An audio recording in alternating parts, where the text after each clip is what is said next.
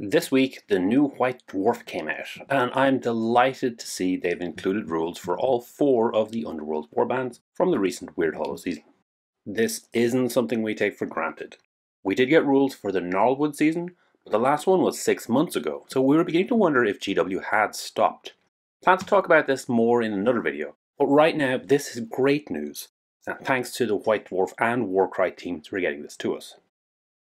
There are 4 warbands, with around 18 fighters in total. The White Dwarf article gives you all the rules you need to play these fighters, including profiles, abilities, and the rules for Bladeborn fighters, which can also be found in the FAQ. Unlike some of the previous releases, it does not include cards, which is a shame, but understandable with so many fighters. Broadly, all of these fighters are well costed, so they aren't going to massively shake up the meta, and I'm not going to say they're must-haves. In ways that's a little disappointing, but it also means the design team are doing a good job. These are great models, and if you like the sculpts, you now have the option to run them without needing to use them as a proxy. First up, we have Domitan's Storm Coven, who are a warband of 3 fighters for the Thunderstrike Stormcast. Interestingly, all of these are considered heroes. With most Bladeborn warbands, you'd have one hero as the leader and the rest as fighters.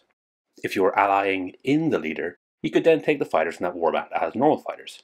Not so in this case. These will always take up your hero slots. So if you want to run all 3, you have to run them in a Thunderstrike warband, so you can use all 3 of the hero slots. All 3 are similar and appear to be variants of the Knight Arcanum. Where they differ is in the rune mark and the ability they get. The Knight Arcanum has a double, which can do a little damage at range. The first of our fighters is Sarpon, who at 10 points cheaper than a Knight Arcanum has a profile that's quite similar but with an extra dice on his melee attack and an extra strength on his range attack. Pretty nice. Everyone in this Bladeborn warband gets the usual Thunderstrike abilities. Notably as heroes, that means they get the Shock and Awe double, which will give them a bonus move or attack after they get a kill. They all get their own double Ether Force, which increases their toughness by 1 and adds 2 to their move. It's a straight upgrade from Universal Rush, which only adds 1 move, and honestly is my most used ability. So this is a really fantastic ability to have. Then each of these fighters gets their own special ability. Sarpon gets Scouring Blows, which will cause crits to happen on 5+ for the next attack. If we do the numbers, that's about an increase of 1.3, so against high toughness targets, it is better than the Universal Onslaught, which gives you extra dice. T4 and lower though, I think we stick with Onslaught. So far, all looking good. His ability doesn't support the range damage, which I guess why he's a little bit cheaper than Knight Arcanum, so that does make sense. Next we have Leona, who is 5 points cheaper than a Knight Arcanum, with 1 extra crit damage on the range attack. Again, we lose the Mystic Rune and replace it with Agile, which gives access to the triple Rushing Gales. This gives all of your Domitan's Storm Coven fighters fly when they move. It's an interesting option. Pretty situational, and the timing means you have to activate Leona first. It does mean you can double it up with one of your other fighters. So Sarpon, for example, can then use the double to Ether Force and get 2 actions to fly 12 inches across the table, which is pretty cool. Last, we have Domitan himself, who, being the leader, gets those 2 extra wounds. He's still cheaper than a Knight Arcanum and has 1 extra strength for his range ability. He loses the Mystic Rune, but you get the Bulwark Rune instead, which gives him the Electrokinetic Blast. This is an awesome ability. You pick a spot and do damage to fighters within 3 inches of that point. Since it's not wholly within, that's actually a pretty impressive area of effect. Unfortunately, this is a quad, and as cool as the ability is, when putting together a list, you're better off assuming quads just do not exist, which does leave Domitan a little lackluster. Next up we have the Headsman's Curse. I've mentioned these guys before. They make a cool little diorama of an execution. The scripture finds the name of the accused, the bearer of the block places the block where the neck of the condemned will lie, the sharpener makes sure the blade is ready, and the wielder delivers a final blow. On the plot, you can see we've got a decent spread across the point ranges, but none of the damage is really worth writing home about. Similarly, the wounds are all around the average point or lower. These fighters are part of the Night Haunt warband, which have struggled due to assumed requirements of being fast and having fly. Those are two things which are at a premium, so fighters typically end up being a bit overcosted. We're starting with the leader of the warband, Wielder of the Blade. This is the exact same profile as a Lord Executioner, so the extra abilities are a bonus on top of that. That said, it's not as if the Lord Executioner is appearing on the top tables, but it is a reference point. That the attack is decent damage and only has 2 dice makes me wonder whether we should be running the Wielder with the Ferocity Blessing. It would be 25 more points, but it would add an extra 2.5 to the average damage. There are 2 abilities that anyone in this Bladeborn warband can use. The first is a double Swift Judgment, which gives a bonus move action equal to the value of the ability. So it's almost a free move, but without the benefit of the high speed of the Nighthaunts. You do have to move towards the closest enemy, which usually isn't a problem. There will be situations where you won't be able to do this. Either the ability value is too low to get use out of it, or you won't want to move towards the nearest target, but it does still remain a great option. The second ability for this warband is a triple Hold Them Still. It's a guaranteed net effect, but only for targets within 1 inch. Interestingly, in addition to preventing disengage, it also reduces the move of the target. So this makes it a lot more useful, as it means you can move in, use it, and then disengage to keep your own fighter safe. Alternatively, if your fighter gets killed, it means the target isn't suddenly free like occurs with similar abilities. One minor quirk with this ability is you do need to remember what the value was, and track it for when the target moved next. It's just a minor thing, but maybe a reminder card with a dice on it or something like that could help.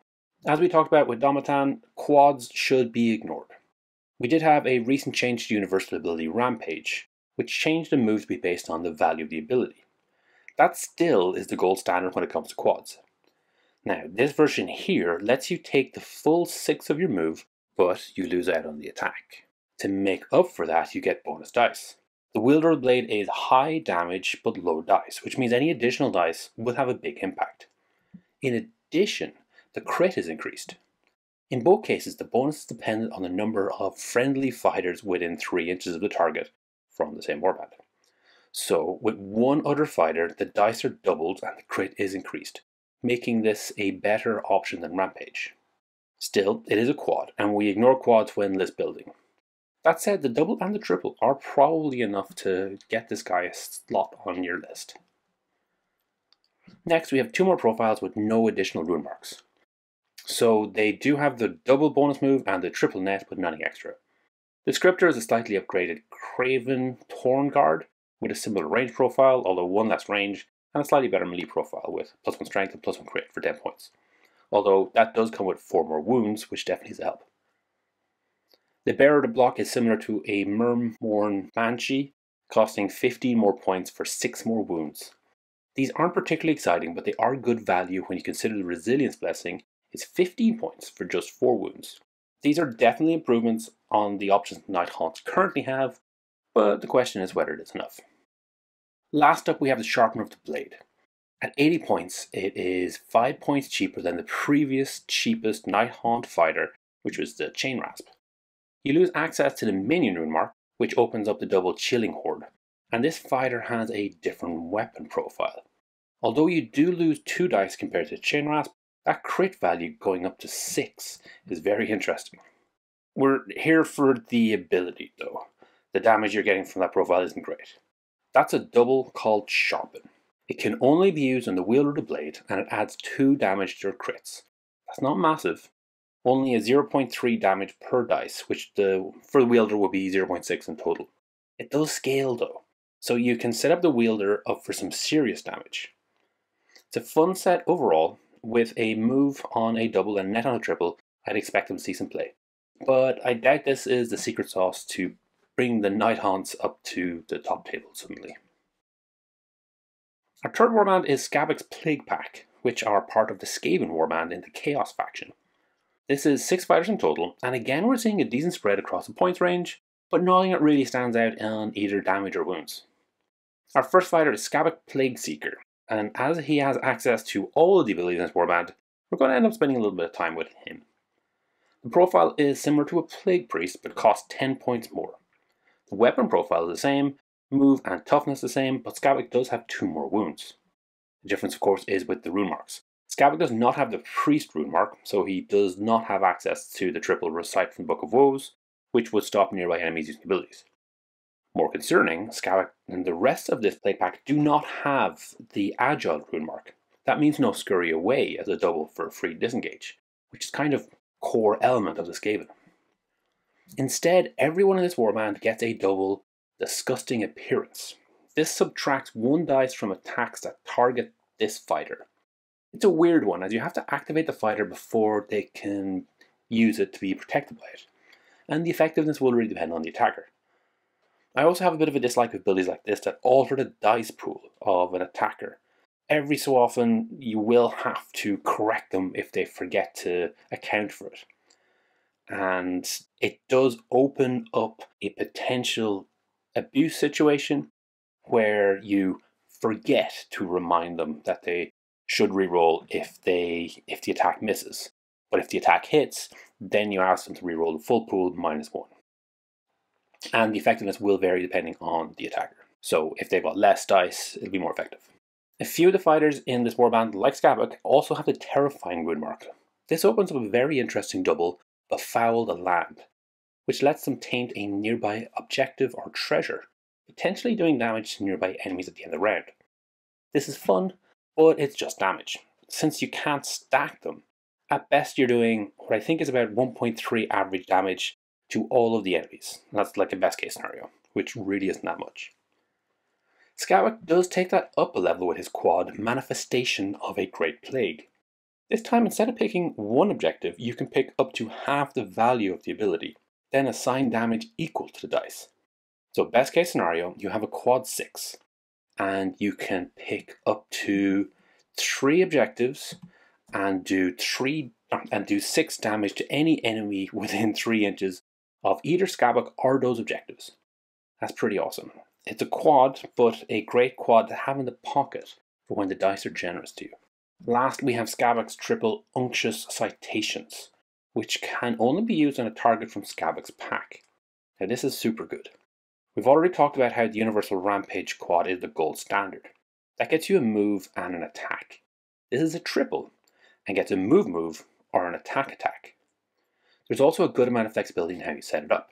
But notably, since it doesn't say visible friendly fighter, Skavak can pick himself. So you can double move with Skavak or move Skavak and then move another from his pack, and the same with the attacks instead. This can be quite terrifying. So average damage with Skavak against T4 is going to be 4. If you move him up, and he's got a move of 6, so he's pretty fast, you're then able to attack, and then you're able to use the ability targeting himself to attack. So it's an average of 12 damage at a range of 6. That's pretty good. And you have all the other abilities as well. So that's a lot packed into one rat. The triple is definitely what makes this interesting. I wouldn't be shocked if we got a clarification or an FAQ to change that to visible friendly fighter, but for the time being, rules as written, it looks like you're good to go with Skavak being pretty terrifying. Moving on to the rest, Radius Kench is a Plague Sensor Bearer, costing 10 more points, but getting a chunky 6 more wounds. He has a Berserker rune mark, which gives him the Poisonous Fumes dribble, a AoE ability that on a 3+ will do damage equal to half the value of the ability. Not really that much. Again, he has lost the Agile rune mark, so there's a bit of a trade there. Skritter is a giant rat, but with 1 less strength, and interestingly loses the Beast rune mark, in addition to the Agile, of course. So this little menace can carry treasure and can open doors. Then we have Poxlix and Itchit. Poxlix is a plague monk with a pair of blades, which costs 10 more points, but does get 6 more wounds. Itchit is a plague monk with woe staff, but again costs 10 more points for 6 more wounds. Those are good deals as far as I can see. I think this is the first Bladeborn release we've seen since the new blessings came out, and I find myself often considering them, whether that's looking at the differences from existing models, or just thinking about what blessings I might take with the new fighters. That's probably a good indication that these fighters have been well designed, and that the blessings are a good addition to the game. Last, but certainly not least, we have Ethelium's Pandemonium. This is another Chaos Warband, this time for the Cinch Demons. Again, we can see a decent spread across the points, with a lot of fighters hitting the average marks. Flamespooler in particular seems quite low on the damage, but Spawn Maw could be something of interest. First up, we're looking at the leader of this warband, Ephelum the Unknowable. There isn't a direct analogy in the Siege Demon warband currently, and this is actually now the cheapest hero that Siege Demons can have, which is always nice. Wounds are good for the points, the melee damage is low, but the range damage is decent for a range attack. I'd optimistically be looking for 1 damage for every 25 points, so at this price point we're looking for about 6 damage, but that would be for melee, and 4 damage for range is actually quite good. Moving to the abilities, we've no fly, so we'll skip past Hypnotize for the time being. The double Sudden Warp Portal is a totally crazy double teleport ability. In addition to switching the location of this fighter with another from this Bladeborn warband, you also get to reposition both of them within 3 inches of your original spot. It might be good to think ahead of exactly how you're going to mark this, as the position is pretty important. I suggest maybe a piece of paper with the base sizes so you can slide it underneath your model before take it off. That's because you aren't placing Ephelum, or the others, within 3 inches from the center, but instead 3 inches from the base. And you don't have to be wholly within. That ends up being a pretty big radius. And it's just a double. And anyone in the warband can use it. That's kind of wild. Ephelum's special ability is a quad, Summon Abomination. You get to pick a fighter from the Bladeborn group that has already died, and bring them back with no wounds. That is pretty amazing, but do remember that we had an FAQ that toned down resurrection abilities a lot. Notably, they can't be activated the turn they get raised. Obviously, the quality of this ability will depend on the rest of the fighters, and it's still a quad, but resurrection abilities are very powerful and are worth paying attention to. Ephelum also has the Mystic Rune Mark. Now, this is interesting as the Mystic Rune Mark would have opened up the double blue fire from the compendium. This was reprinted with the other abilities in this White Dwarf article. However, in there, it lacked the Mystic Rune Mark. It's unclear if this was an error or not, but the community has decided to take it as an update, in the same way as we did with Crimson Court from the new starter box. So Ephelum can still use it, no change there, but it does end up being a minor bonus for the rest of the heroes in the Siege Demon warband. Only one fighter in this warband has the Fly Rune Mark for that Hypnotized double. That's Apothrax the Starefish. The profile is a brand new one that again is hard to compare. Within the warband it is similar to a Blue Horror, cheaper without the range attack, but with 2 more wounds. The weapon profile looks very different, but both average out to 2. And that does mean Starefish gets more out of a bonus dice, because there's only 1 dice being rolled, which is kind of interesting. Blue Horrors of course have that distinctive splitting ability, so even though the numbers are similar, this is a very, very different beast. Oh, and it has beast for some reason. I guess it's a lack of hands or something? The key part here, though, is the ability Hypnotize. It's a double that pulls the target towards the Starefish. Harpoon effects like this are good. They can end up as an effective bonus move, and can sometimes let you pull a target into 2 fighters, which is even better. You can drag a target off an objective, or just generally mess with your opponent. The downside is, if you pull in an enemy fighter that hasn't activated yet, you're basically giving him a free move. At toughness 3 and 10 wounds, the Starefish isn't hard to kill, so you really want to avoid that. Luckily, this ability moves the target up to their move characteristic, so you don't have to use all of the move. That gives you a little bit more control over where the target's going to end up. Next up we have Spawn Maw. Like the Starefish, this fighter is only melee, which is a little strange for fighters in the Siege Demon warband.